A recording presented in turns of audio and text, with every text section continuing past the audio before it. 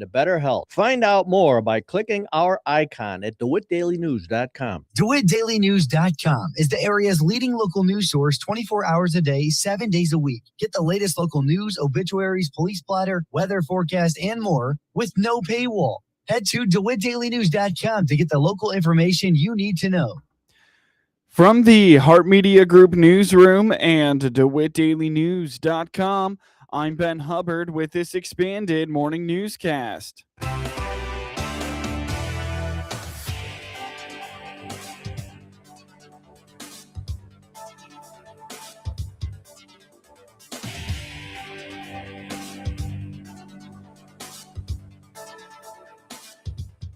Good morning and thanks for being with us. I'm your host today, Ben Hubbard. The news is brought to you by Bob Chevy Buick in Clinton, your Silverado headquarters, as well as Connexus, offering fiber internet in Clinton. Click their icon on DeWittDailyNews.com to find out more. Housing development is becoming a micro-focus of the City of Clinton's leadership.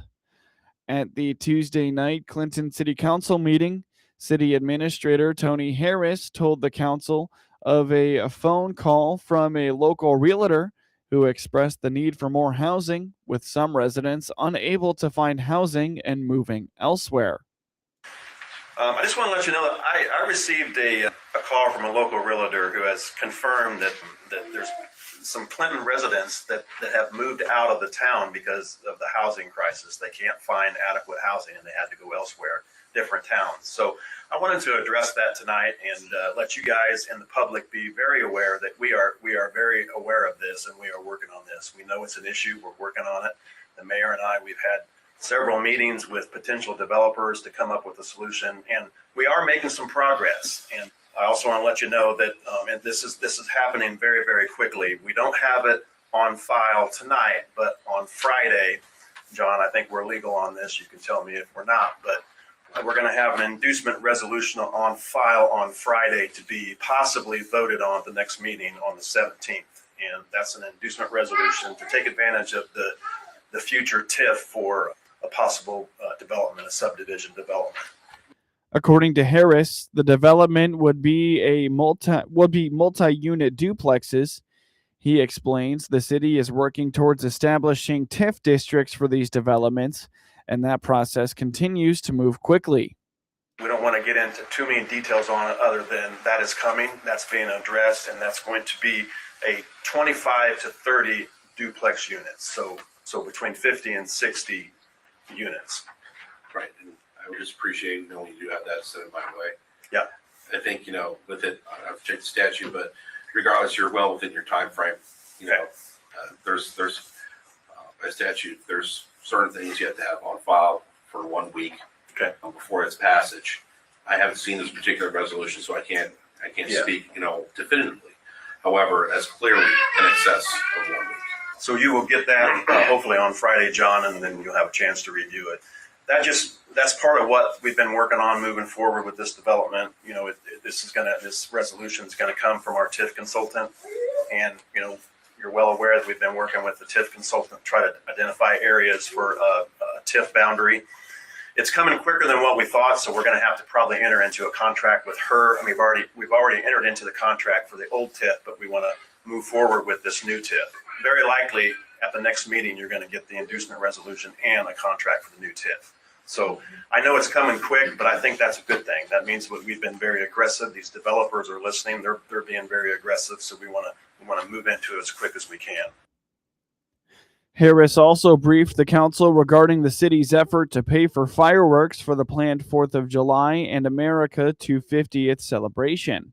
We have on file fireworks contract for this year's fireworks display, which will be on Sunday, July the 5th. We always have it on the 5th.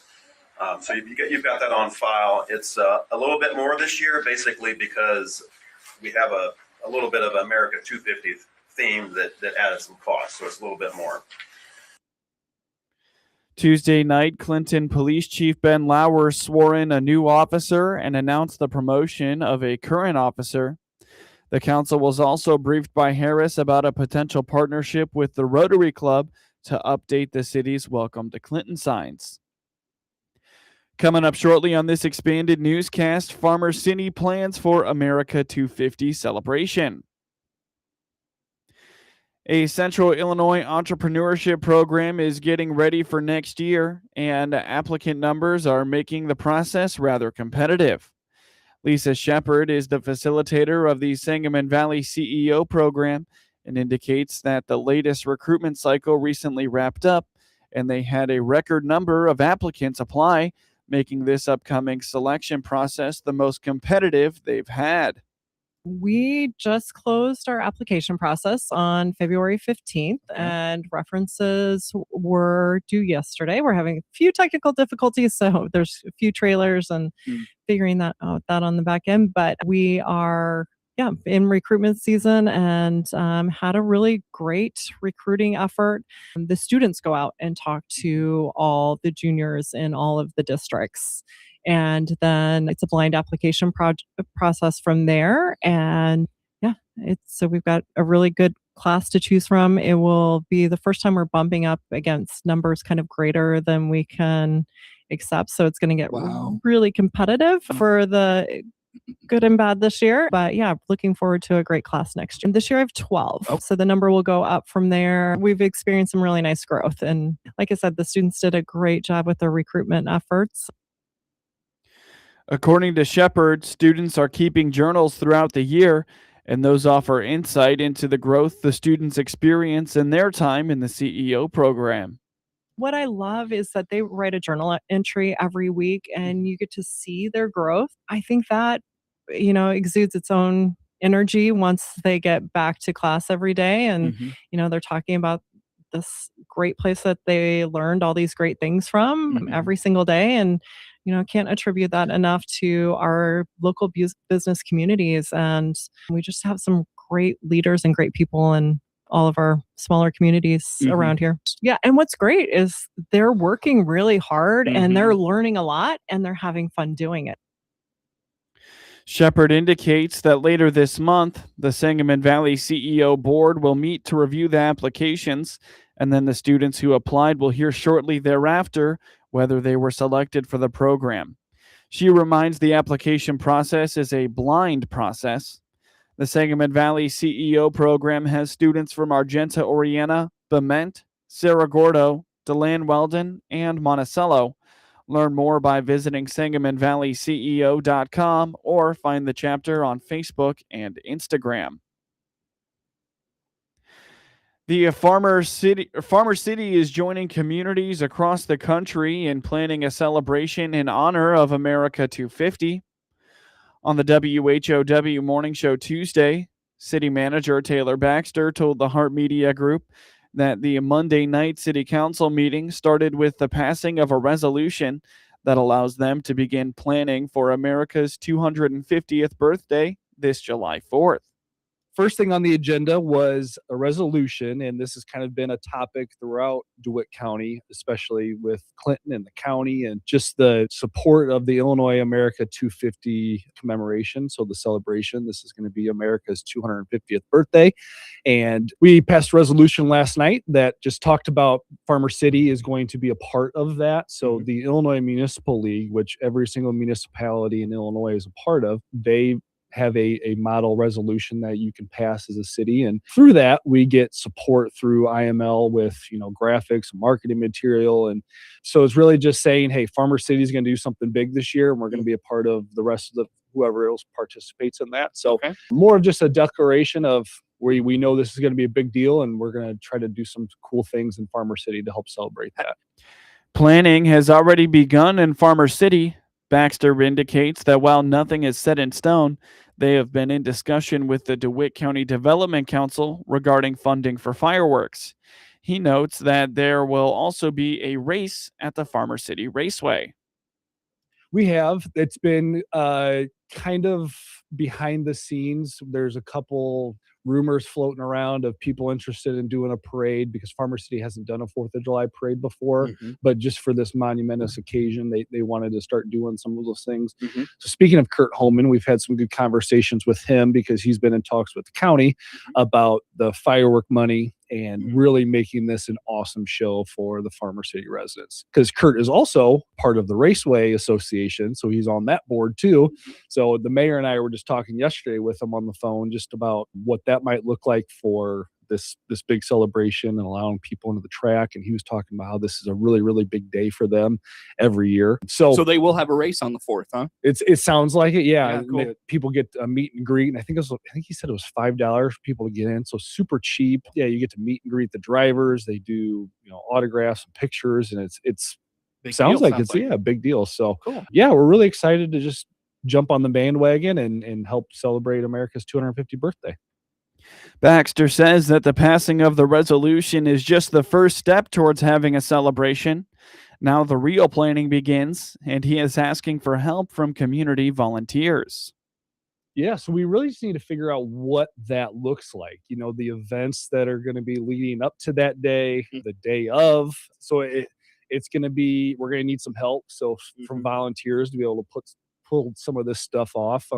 We really haven't dove into really much other than just this resolution. So now that we have this passed and the community knows we're going to try to do something big, we hope to have some good conversations leading up to that. So I think there'll just be more to come from the county level, because I think they have some funds that, again, they're going to allocate for municipalities within DeWitt County. So there's nothing really new other than it's going to be a big fireworks show. But this is a joint effort between the Raceway. So last year they came to the city asking for support financially for fireworks, and we're going to do that again. So hopefully it's going to be a combination of the Raceway, the city, and then also I think there's going to be some county funds available eventually. I think they're going to the finance committee to figure out where they're going to allocate that. But yeah, folks that are, or not folks, but municipalities within DeWitt County, if they're going to put on a fireworks show, they have a certain amount of money they want to give to each community. So we hope that it'll just boost and, no pun intended, put gas on the fire and just make it bigger. The decision for the county to potentially help fund fireworks shows from DeWitt County municipalities comes on the heels of Clinton City Administrator Tony Harris requesting funds at the February county board meeting. You're listening to the WHOW Morning Show. Let's take a quick break with a word from our sponsors. March into Baum Chevrolet Buick and march out with a new Chevrolet. This is Scott Baum from Baum Chevrolet Buick in Clinton and Farmer City. We have over 20 Silverados to fit your daily work needs in 1500, 2500, and 3500s in gas or diesel, all sale priced. Also, check out the Colorado pickup. This size and maneuverability may be another option as well. Chevrolet, together, let's drive. Baum Chevrolet Buick, right from the start. Experience the power of better connection with Connexus Fiber Internet. Connexus delivers ultra-fast, reliable speeds to keep you connected at the speed of life. Whether you're working from home, streaming your favorite shows, or gaming with your friends, Connexus has you covered. Say goodbye to buffering and dropped calls and say hello to fiber fast internet. Ready to upgrade your connection? Sign up today by clicking the Connexus icon at DeWittDailyNews.com. Nothing connects us like Connexus. News time is 22 minutes after the top of the hour. You're listening to the WHOW Morning Show. On the heels of a United States attack against the Iranian regime, prices at the pump across Illinois are on the rise. That's in part due to a flow of ships in the Strait of Hormuz, a channel that sees 20% of the global oil supply. Patrick DeHaan, head of petroleum analysis at Gas Buddy, says, It's been certainly a very epic fury when it comes to volatility when you look at the price of oil, which at one point today was above $80 a barrel for West Texas Intermediate. At one moment, it was back below the $70 a barrel mark for WTI. Now we are at about $71 a barrel. So a lot of volatility today in oil markets. We're already seeing gas prices jump across much of the country. The national average now up 8.5 cents just today. The national average at 3.03, ticking higher virtually every 5 minutes as I look at this data. Average gas price across Illinois up 8 cents a gallon today. The average in Illinois now up 17 cents from where we were a week ago. So gas prices seeing a pretty fast and furious hit. All of this because oil jumped, and a lot of that having to do less with Iran and more with the Strait of Hormuz. Multiple reports indicate the Iranian commanders closed down the strait and would destroy any ship that attempts to pass the narrow waterway. It's Severe Weather Preparedness Week in Illinois. With spring on the way, the sometimes volatile weather that comes with it can prove deadly if you aren't prepared, according to experts who deal with the aftermath of weather-related emergencies. National Weather Service meteorologist Jason Gosselin says you need to stay alert when weather conditions start to change. He adds that you need to have multiple methods of notification. You have your cell phone and you get weather emergency alerts on your cell phone. You have a weather radio. We recommend at least having 2 ways to receive warnings. So if one, for whatever reason, doesn't work, you have another way to receive that more critical warning information. Once you get that information, he says the next thing to do is take action. Deach suggests making a plan in advance so that you know what to do if severe weather strikes while you're at home or on the road. Estate tax reform, or the Family Farm Preservation Act, remains a key state priority from the Illinois Farm Bureau this legislative session, says Kevin Semlo, who serves as the organization's executive director of governmental affairs and commodities. We're rolling ahead. We're continuing to push for that estate tax reform. We've got 2 bills that we've asked to be introduced on our behalf. One is Senate Bill 2970. That's sponsored by Senator Doris Turner. And then we've got House Bill 4736, and that's being sponsored by Representative Chuck. Both are identical. Both are our legislative priority requests.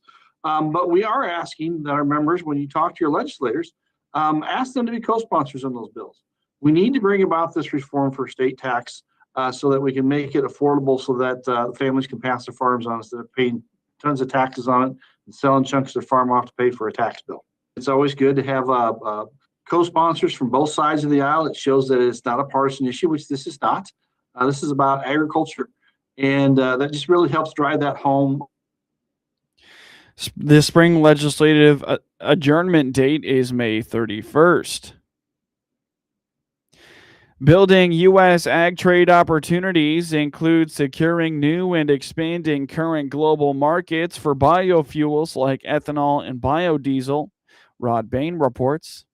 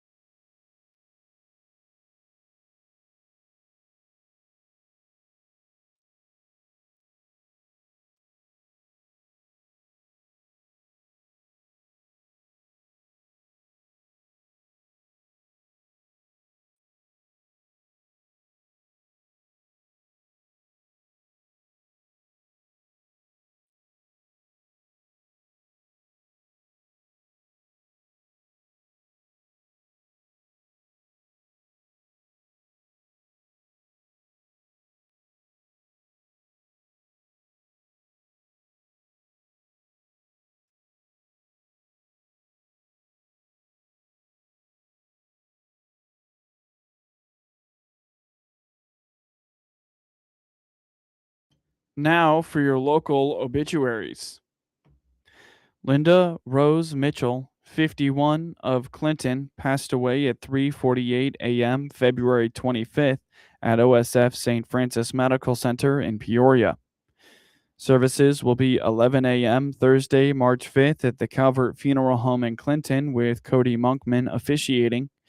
Graveside services will be 2:30 p.m. Thursday, March 5th at Harville Cemetery in Harville.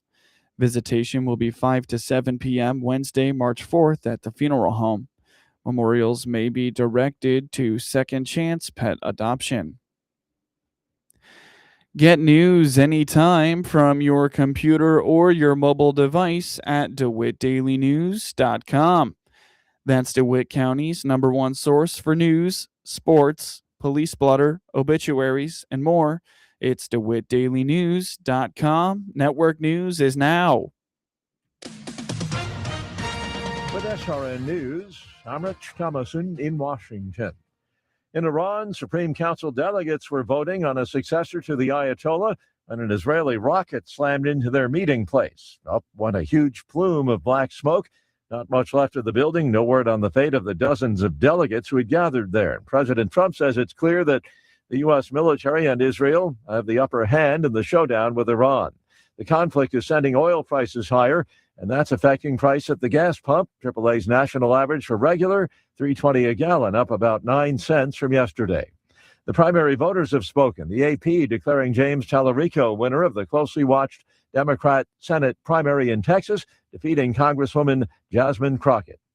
Watching Wall Street this morning, the Dow futures are down 29 points. NASDAQ futures 23 points higher. S&P futures are up 2. More details, srnnews.com. Here's some great news. If you missed the deadline to sign up for health insurance, or more importantly, if you're just not happy with what you've got, you still have a choice. It's called MediShare, and it's proven for more than 30 years. It is proven. And we know this from member surveys. People love it, which is why it's grown to hundreds of thousands of members across the country. One big factor, besides the peace of mind that comes from being a MediShare member, the savings is tremendous. It is not atypical for a family of 4 switching to MediShare to save more than $8,000 a year. It is a difference maker. And you can get 24/7 telehealth. You get access to more than 1 million providers and hospitals. There are flexible options, too, for your budget. So if you think you're stuck with a high-cost plan that doesn't have much to offer, think again. You could join MediShare anytime. So call them today and check it out. There's no pressure. They're super easy to talk to. Here's the number. 844-45-BIBLE. That's 844-45-BIBLE. 844-45-BIBLE. This is staff meteorologist Jennifer Wojcicki with your regional radio forecast. Cloudy and foggy today with a chance of rain showers. High of 50, easterly winds 8 to 15 miles per hour. Storms likely tonight, lows of aloft around 48, overcast. Cloudy skies and foggy early tomorrow, chance of rain showers. High temperatures reach up to 60. Hear weather twice an hour or online anytime at DeWittDailyNews.com. Currently, it's 40 degrees. From the Hart Media Group Sports Desk, IL Sports Wire, and DeWittDailyNews.com, I'm Ben Hubbard with this local sports report. In high school boys basketball sectional semifinal scores from Tuesday night, in Class 1A, the 2-seeded Tremont beat 9th seed Illini Bluffs 49-34, while top-seeded Leroy beat the 6th seed Champaign St. Thomas More 59-51, and the 3-seed Altamont upset 1-seed Tuscola 61-58. In Class 2A, top-seeded Teutopolis beat the 2-seed Warrensburg Latham 40-39, while the 1-seed Quincy Notre Dame beat the 2-seed Roxana 59-47, and top-seeded Peoria Manual took down 2nd-seeded Riverdale 66-42. In Class 3A, 1st-seeded Decatur MacArthur beat the 2-seed Champaign Centennial 85-63, and in Class 4A, 3rd-seeded Richwoods upset top-seeded Normal Community 68-67. In high school boys basketball sectional semifinal matchups for tonight, In Class 1A, top-seeded DMAC takes on the 2-seed Brimfield at Monmouth United at 6 p.m., while top-seeded Decatur Unity plays the 3-seed Ridgeview at Danville Schlarman at 7 p.m. In Class 2A, the 1-seed Tolono Unity takes on 3rd-seed Fairfield at Monticello at 6:30 p.m., while top-seeded Staunton plays the 3rd-seed Rochester at Pleasant Plains at 7 p.m. In Class 3A, top-seeded Normal U High takes on 3-seed Springfield at Mahomet Seymour at 7 p.m. Andrei Stojakovic had 21 points and 12 rebounds off the bench to lead the number 11 Fighting Illini to an 80-54 victory over Oregon on Tuesday night. David Mirkovic added 19 points and 7 rebounds, and Keaton Wagler had 11 points, 6 rebounds, and 5 assists for the Illini, who improved to 23-7 and 14-5 in the Big Ten. They scored 40 bench points to Oregon's 14. Illinois is a win away from a triple bye and a berth in the quarterfinals next week at the Big Ten tournament. A Wisconsin loss in one of its 2 remaining conference games also would get the Illini into the quarterfinals. Nate Biddle had 15 points, and Kwame Evans Jr. scored 13 for Oregon in its first trip to Champaign. They fall to 11-19 and 4-15 in the Big Ten. The Ducks, who were 5 for 29 on threes, are 0 for 8 versus top 25 teams and 0 for 10 when an opponent scores 80 or more points. Illinois led Oregon 41-21 at halftime, thanks mainly to a 21-0 run that erased an early 9-3 deficit. Oregon was 0 for 12 from the field during the 6-minute and 25-second stretch. The Ducks closed within 13 points early in the second half, but the Illini went on a 15-0 run that put them in front 63-37. Illinois beat Oregon 109-77 last season in Eugene. The 32-point margin of victory remains the largest ever by a road team against a top 10 team. Oregon hosts Washington on Saturday, while Illinois is at Maryland on Sunday. The Illinois State baseball program fell to Southern Indiana 12-5 Tuesday evening at USI Baseball Field. The Redbirds jumped out to a 4-run lead in the opening frame after junior Graham Mastros drove in junior Luke Stulga on an infield single to open Illinois State's scoring in the inning.